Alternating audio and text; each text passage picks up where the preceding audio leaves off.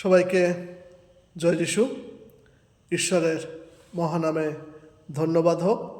আজকের একটা বিষয় নিয়ে আমি আলোচনা করতে চাই যে প্রভু যীশুখ্রিস্ট যখন ক্রুশারোপিত করা হয়েছিল আর সেই ক্রুশ থেকে যে 7টা বাণী বলেছিল আর তার প্রথম বাণী আজকের আমি বলতে চাই।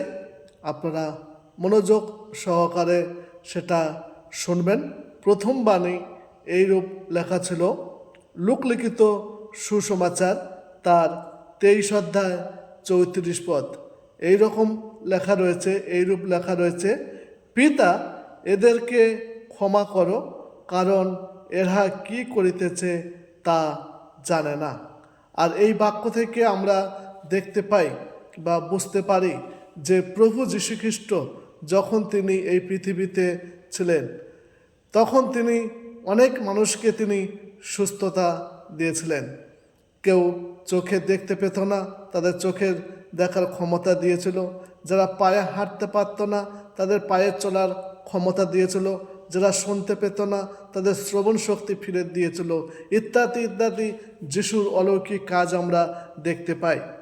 কিন্তু আমরা দেখেছি যে রোমান সৈন্যরা সেই প্রভু যীশুখ্রিস্টকে যখন ক্রুশে দিতে চেয়েছিল, তখন ক্রুশে দেওয়ার আগের মুহূর্তে আমরা সেই দৃশ্যটা আমরা একটু চিন্তা করি যে প্রভু যীশুখ্রিস্ট যখন তিনি পৃথিবীতে যখন ছিলেন আর সেই রোমান সৈন্যরা তাকে ধরে সেই 39 বার চাবুকে আঘাত করেছিল এবং তার মাথায় কাঁটার মুকুট দিয়েছিল, তার বস্ত্র খুলে নিয়েছিল, তাকে উলঙ্গ করে দিয়েছিল।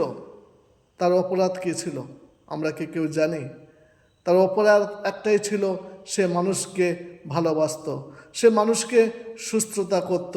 কিন্তু রোমান সৈন্যরা সেটা সহ্য করতে পারেনি, আর না পেরে তার কাছে কী করেছিল, তার মুখে থুতু দিয়েছিল, তাকে ঘুষি মেরেছিল, তাকে কিল চর ইত্যাদি মেরেছিল, তার বস্ত্র খুলে নিয়েছিল, তাকে উলঙ্গ অবস্থায় করেছিল, কাঁটার মুকুট পরে দিয়েছিল।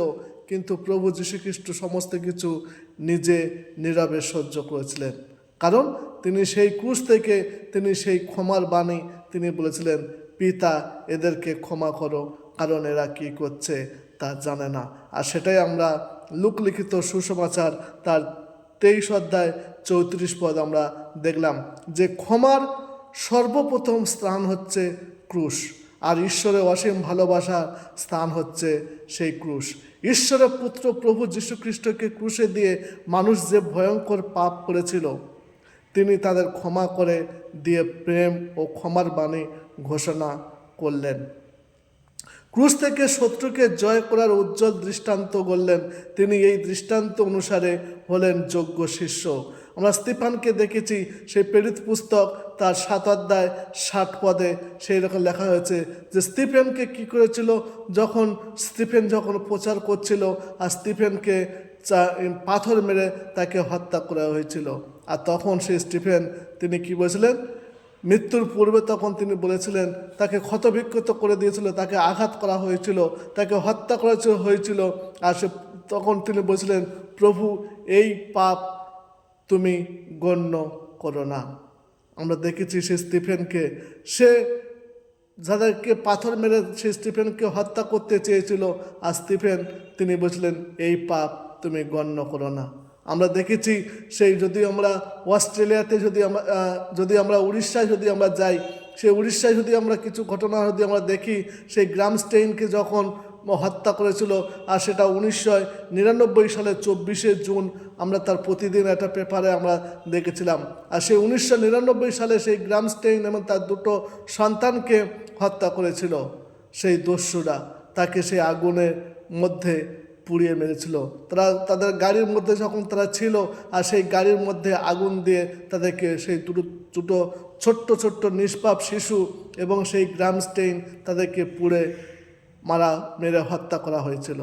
আর তখন সেই বিচারাসনে তার স্ত্রীকে ডাকা হয়েছিল, আর তখন স্ত্রী তাকে বলেছিল, আমার প্রভু যীশুখ্রিস্ট এর থেকে বড় ক্ষমা করে দিয়েছিল, অতএব আমি এদেরকে সাজা দিতে চাই না, আমি বিচার চাই না, আমি এদেরকে ক্ষমা করতে চাই। আর দেখুন আজকে প্রভু যীশুখ্রিস্ট সেই ক্ষমার বাণী আজকে প্রত্যেকটা মানুষ তারা সেই পালন করছে। তাই খ্রিস্টতে আমার আপনজন, আজকে যারা আমার এই বাক্য শুনছেন, আজকে যারা আমার বাক্য শুনছেন এবং শ্রবণ করছেন, আমি আপনাদেরকে একটা কথা বলতে চাই, আপনারা ঈশ্বরের বাক্যর প্রতি ধ্যান দিন এবং একে অপরকে আপনারা ক্ষমা করুন, কারণ এখানে হচ্ছে ক্ষমা হচ্ছে সবথেকে বড় সম্পদ। তাই আমি বলতে চাই, আপনারা সেই প্রভু যীশুখ্রিস্ট যখন সেই কালভারি ক্রুশে থেকে সে যদি শত্রুকে ক্ষমা করতে পারে, তাহলে আপনি কেন পারবেন না? আমি কেন পারবো না? তাই আসুন আমরা একে অপরের সাথে আমরা এগিয়ে যাই এবং এগিয়ে গিয়ে আমরা সেই প্রভু যীশুখ্রিস্টের প্রথম বাণী, সেই পিতা এদেরকে ক্ষমা করো, আর সেই জন্য আমরা মানুষকে যেন আমরা ক্ষমা করতে পারি। আর সেই বাইবেলে যদি আমরা দেখেছি, বাইবেলের মূল বাণী হচ্ছে ক্ষমার বাণী, আর সেই আজও পর্যন্ত সেই ক্ষমার বাণী সারা বিশ্বের মানুষ, সারা খ্রিস্ট বিশ্বাসী মানুষ তারা এটা পালন করছে। তাই আজকে আমরা যে গুড ফ্রাইডে আমরা যে প্রথম বাণী আমরা দেখলাম, পিতা এদেরকে ক্ষমা করো, সেই প্রভু যীশুখ্রিস্ট তার পিতা ঈশ্বরের কাছে সে ক্ষমা প্রার্থনা করেছিলেন সেই দস্যুদের জন্য, সেই সৈন্যদের জন্য। তিনি চাইলে তার পিতা তার কাছে যদি চাইতো 1 সেকেন্ডের মধ্যে তিনি ধ্বংস করতে পারতেন, কিন্তু না, তিনি কি করলেন? পিতা এদেরকে ক্ষমা করো। সেই জন্য বন্ধুগণ, আজকের আমি একটা কথা বলতে চাই, তাই আপনি আপনার শত্রুকে আপনার মতন প্রেম করো। অতএব আপনাকে যদি কেউ মারে, আপনি প্রতিশোধ নিতে যাবেন না, কারণ প্রভু যীশুখ্রিস্ট যখন সে নীরবে সমস্ত কিছু সহ্য করেছে, আপনিও ঠিক নীরবে সহ্য করুন এবং তাদেরকে ক্ষমা করুন। ঈশ্বর তার আপন বাক্যে সবাইকে আশীর্বাদ করুন। আমেন। ধন্যবাদ।